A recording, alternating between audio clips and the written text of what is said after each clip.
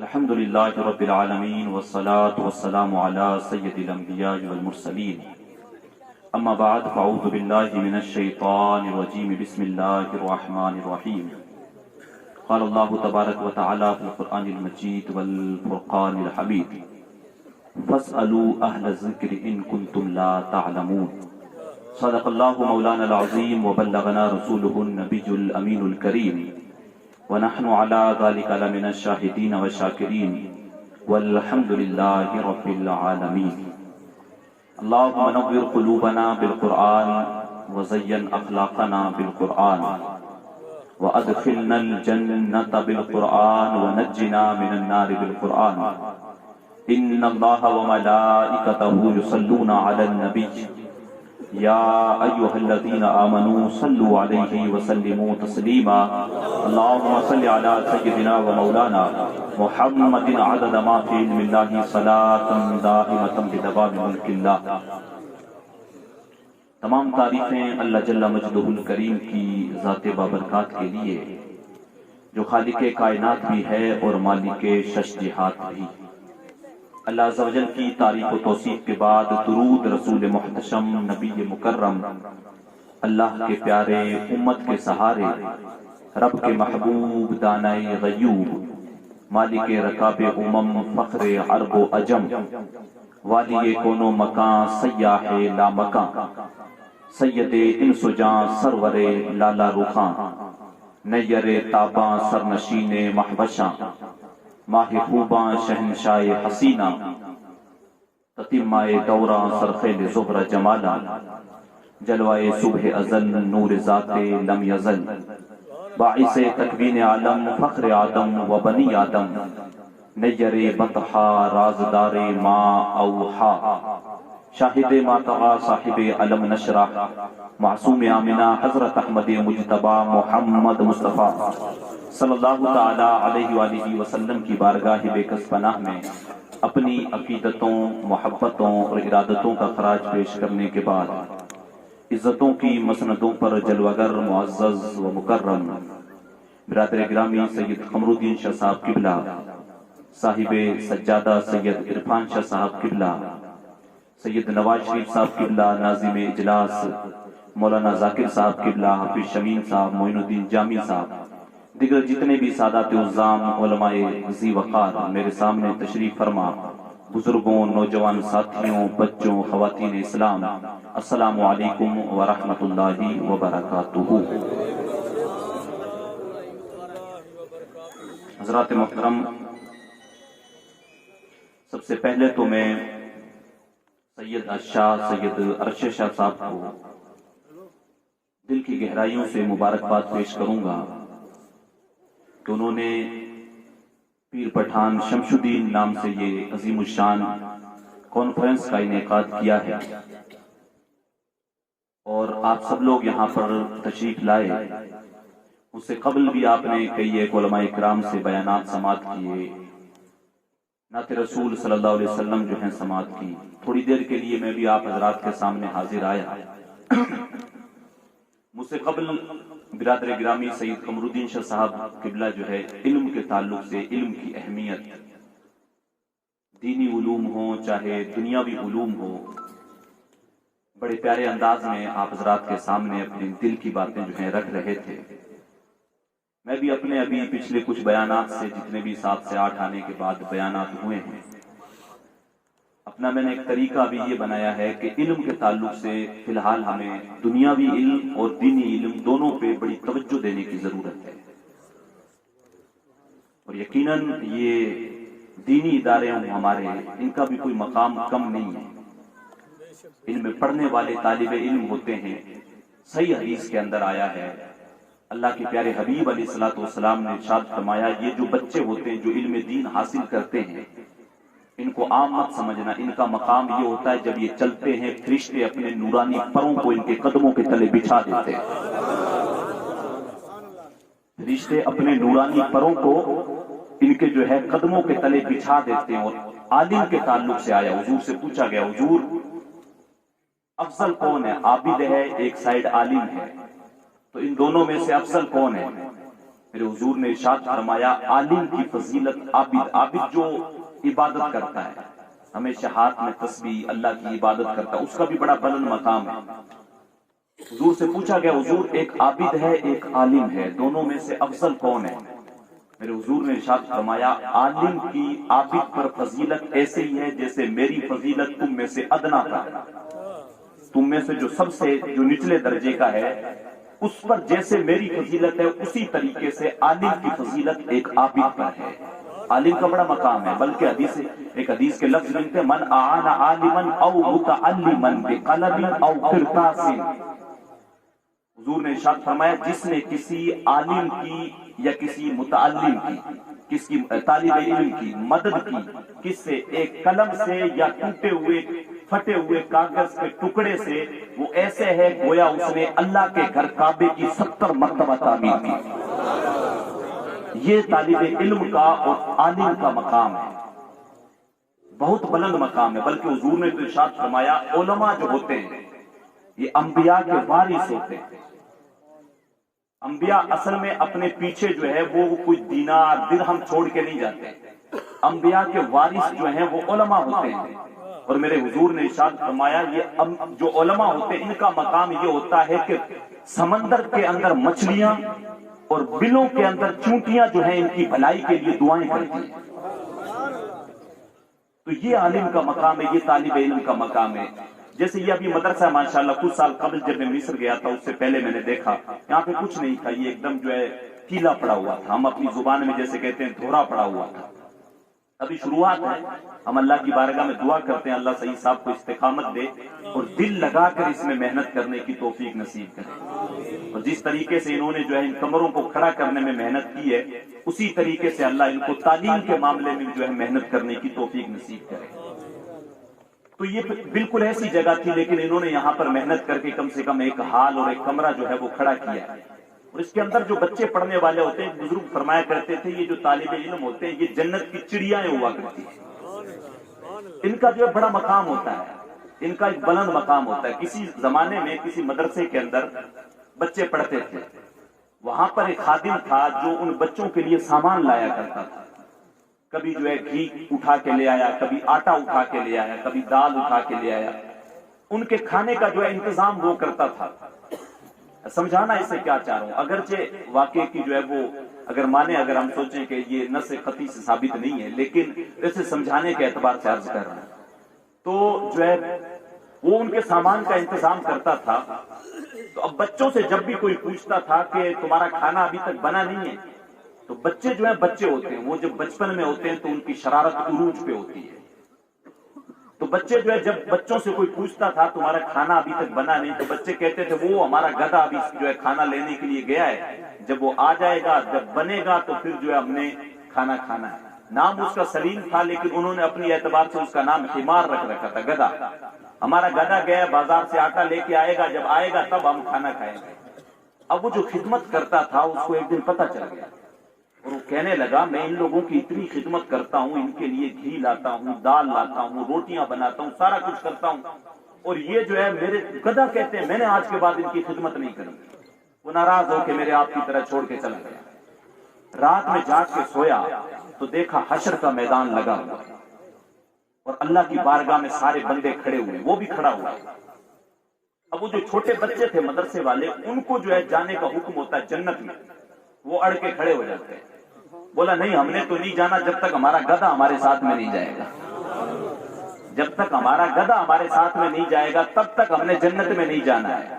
وہ اٹھا، آنکھوں میں آنسو تھے، روتا ہوا مدرسے کے اندر آیا، کہا تم مجھے گدھا کہو، کھوتا کہو، کچھ بھی کہو، میں نے خدمت تمہاری کرنی۔ تو یہ طالب علم جو ہوتے ہیں ان کا بڑا بلند مقام ہوتا ہے۔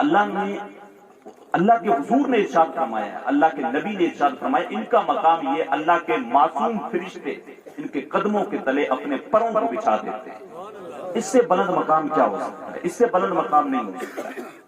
اور علم حاصل کرنا یہ ایک بہت اہم فضیلت ہے، بلکہ علم حاصل کرنا اپنے آپ میں ایک بادشاہت ہے۔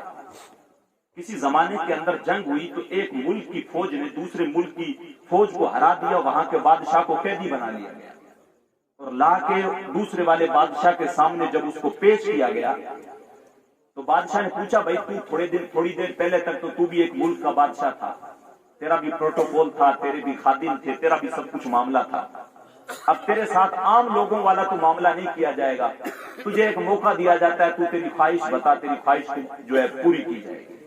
وہ کہنے لگا حضور میری اور کوئی خواہش نہیں ہے، بلکہ مجھے بچوں کو پڑھانے کے لیے استاد لگا دیا جائے۔ وہ بادشاہ مسکرا کے کہنے لگا پھر سے بادشاہت چاہتے ہو؟ پھر سے بادشاہت چاہتے ہو؟ پڑھانا اپنے آپ میں، تعلیم جو ہے ایک بادشاہت ہے۔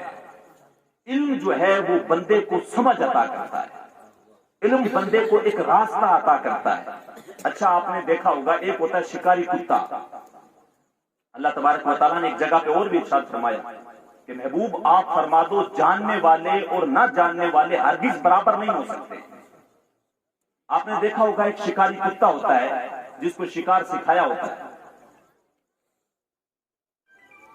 یہ جھکنا اور قدموں کو بوسہ دینا یہ بڑی عجیب چیزیں ہمارے اندر جو ہے رائج ہو گئی ہیں، معاذ اللہ۔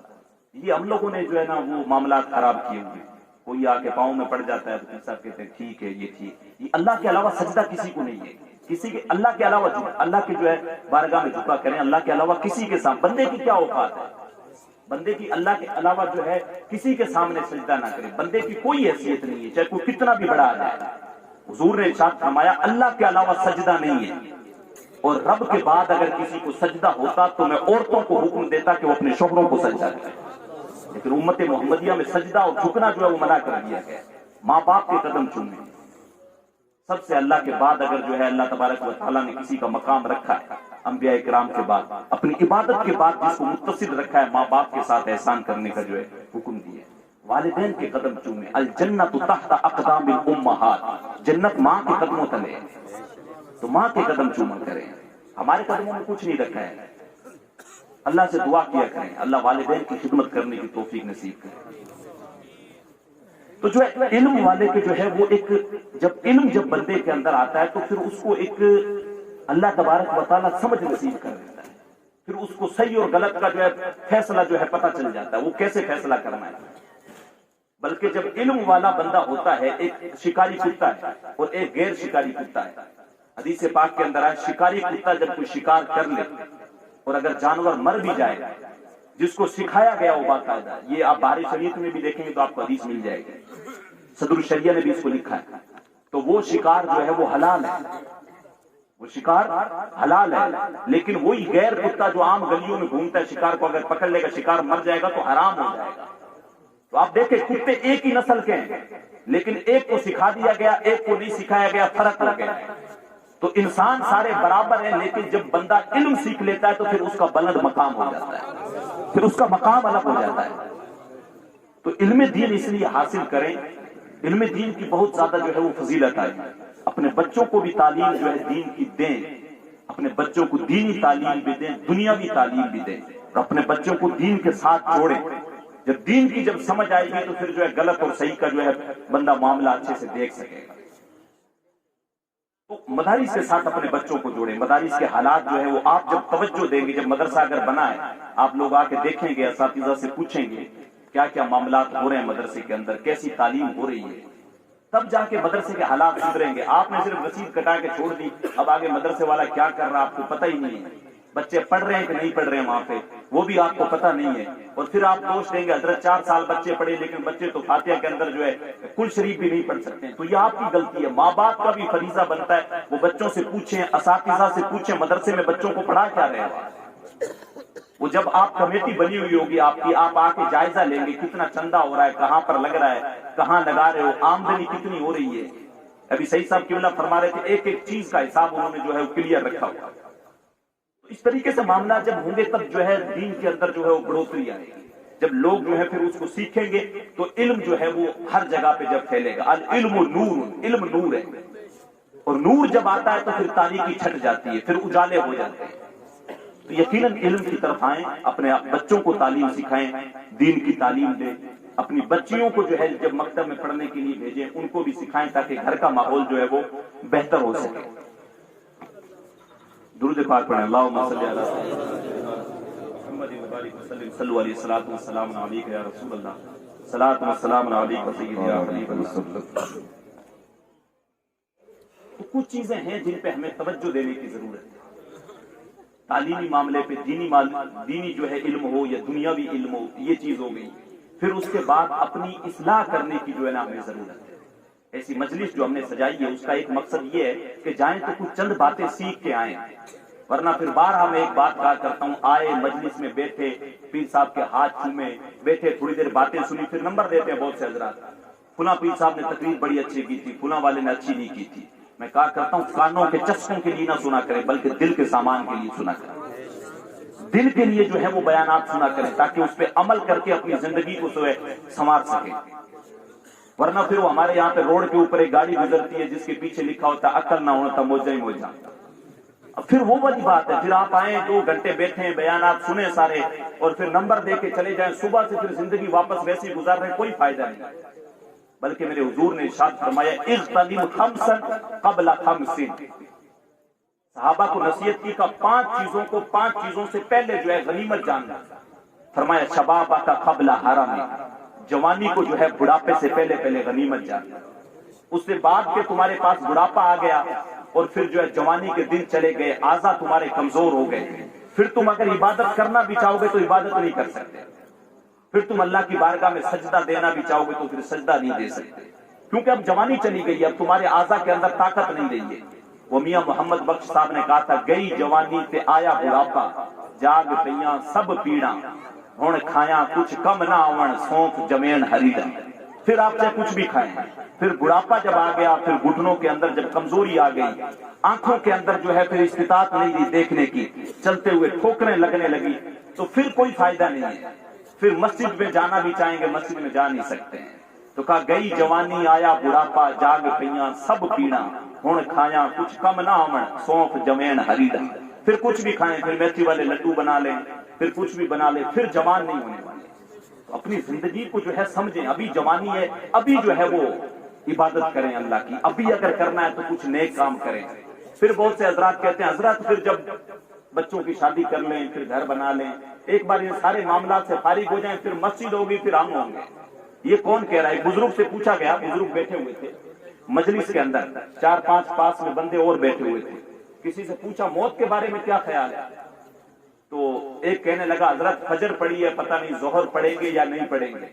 بزرگ کہنے لگے میری مجلس میں بیٹھے ہو، اتنی لمبی لمبی سوچ تمہاری.